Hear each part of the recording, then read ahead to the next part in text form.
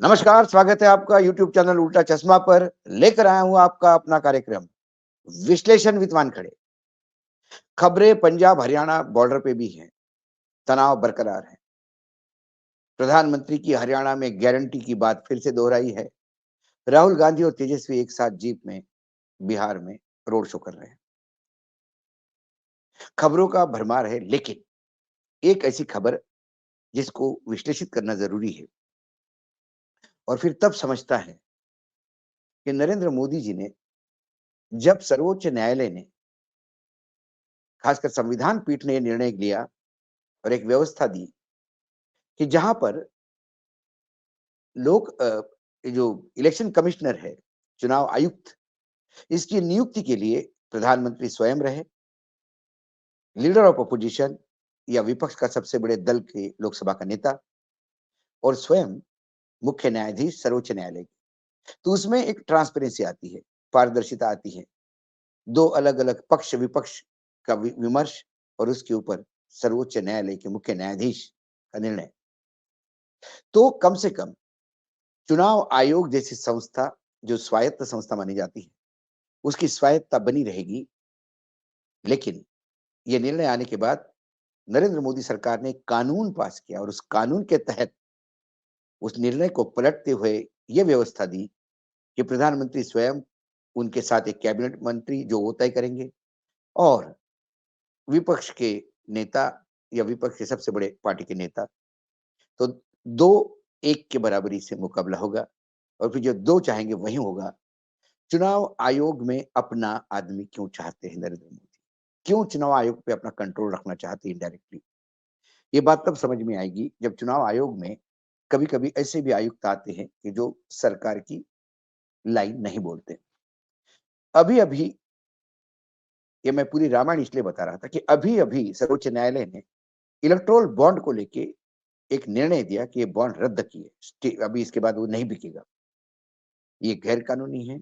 गैर कानूनी मतलब ये कॉन्स्टिट्यूशन के आर्टिकल्स को वायलेट करता है, राइट टू इन्फॉर्मेशन को वायलेट करता है, ये ब्लैक मनी को जनरेट करता है, ये विदेशी पैसे को यहाँ लाता है, शेल कंपनी को। बहुत सारी बातें सर्वोच्च न्यायालय ने की और कहा कि भाई 31 मार्च के पहले आप, 13 मार्च के पहले आप ये सब लिस्ट करें। अब इस पे जब इलेक्शन कमीशन चुनाव आयोग की रिएक्शन पूछते हैं, तो चुनाव आयोग की रिएक्शन आता है, we have no comment to offer. हमें इस निर्णय के बारे में कुछ भी बात नहीं करनी है। ये चुनाव आयोग का जो प्रवक्ता है उनने दिया हुआ वक्तव्य है। चुनाव आयोग को सर्वोच्च न्यायालय के इस निर्णय पे इलेक्टोरल बॉन्ड के कुछ बोलना नहीं है। इसके पहले चुनाव आयोग ने क्या बोला?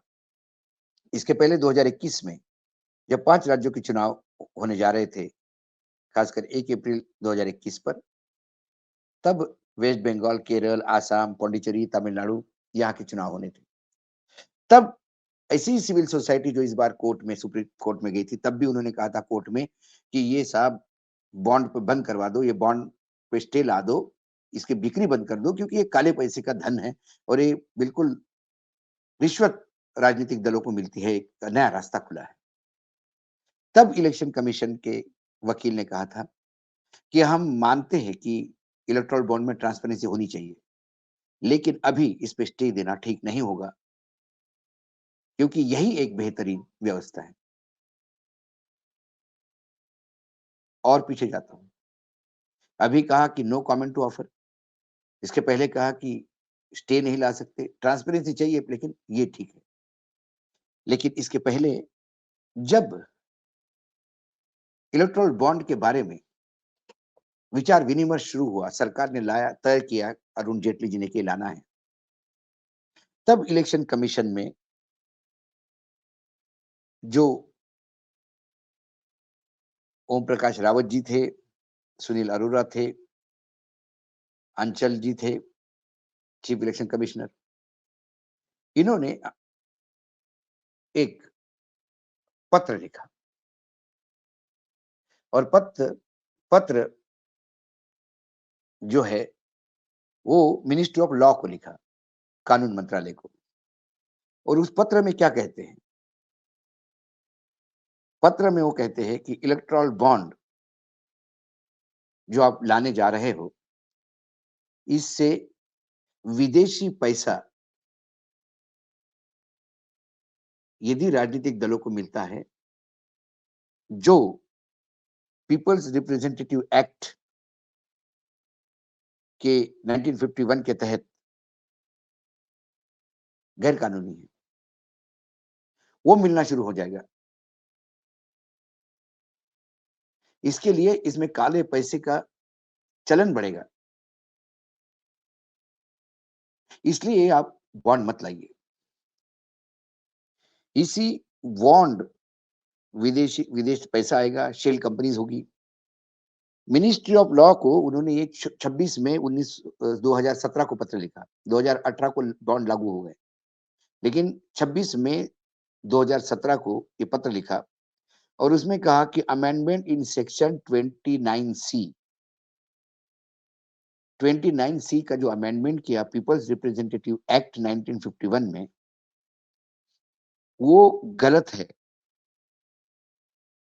इससे राजनीतिक दलों को इलेक्टोरल बॉन्ड से मिले हुए पैसे का हिसाब इसी को देने की जरूरत नहीं है। इससे हमें पता ही नहीं पड़ेगा कि राजनीतिक दलों को पैसा कौन कितना दे रहा है, और ये एक स्वास्थ्य लोकतंत्र के लिए अच्छा नहीं है। इसलिए जो आप अमेंडमेंट कर रहे हैं, वो आप गलत कर रहे हैं। उसके बाद उन्होंने कहा कि इससे शेल कंपनीज बनेगी और विदेशी पैसा आएगा। जो पीपल्स रिप्रेजेंटेटिव एक्ट जो 29B है सेक्शन, उसको उल्लंघन ना करती है, उसको वायलेट करती है। ये नहीं होना चाहिए। आखिर उन्होंने कहा कि जो कंपनीज एक्ट में आपने अमेंडमेंट किया, और कंपनीज एक्ट में क्या अमेंडमेंट किया? पहले कंपनीज एक्ट में ये था कि कोई भी कंपनी, वही कंपनी राजनीतिक दल को पैसा दे सकती है जिसका 3 साल का average profit, net average profit, gross profit नहीं, नेट एवरेज प्रॉफिट 7.5% हो। मतलब 3 साल का आपका प्रॉफिट, मतलब एक तो कंपनी 3 साल से ज्यादा होनी चाहिए पुरानी, और 3 साल लगातार आप प्रॉफिट कमाते हैं और उसका एवरेज 7.5% से ऊपर है या 7.5% है, वही कंपनी की औकात है और वही कंपनी देनी चाहिए। इन्होंने वो एक्ट, कंपनीज एक्ट अमेंड करके वो क्लॉज ही निकाल दिया। इससे हुआ क्या? जिसको सरकार को पैसा देना है, वो तुरंत कंपनी बनाता है, जिसको शेल कंपनी कहते हैं। एक व्यवहार के लिए कंपनी बनाई और बाद में कंपनी बंद कर। विदेशी पैसा भी इंडिया में कंपनी रजिस्टर करके दे सकते हैं। ये सबसे बड़ा एक नुकसान होगा देश का। ये बातें इलेक्शन कमीशन ने लिखी थी, जो 3 महानुभाव ओपी रावत साहब, सुनील अरोड़ा साहब और आंचल खुराना साहब, इन तीनों ने ये पत्र लिखा। तब शायद इलेक्शन कमीशन की रीढ़ में हड्डी थी। उन्हें लगा कि उनका कुछ दायित्व है। लेकिन फिर बाद में क्या हुआ?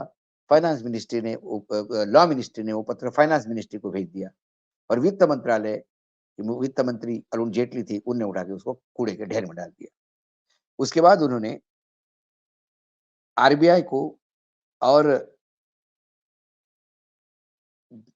इलेक्शन कमीशन की मीटिंग, उन्होंने कहा कि आप एक मीटिंग करिए, और उस मीटिंग में, वो मीटिंग हुई 19 जुलाई 2017 को। इन्हें पत्र लिखा 26 मई 2017 को।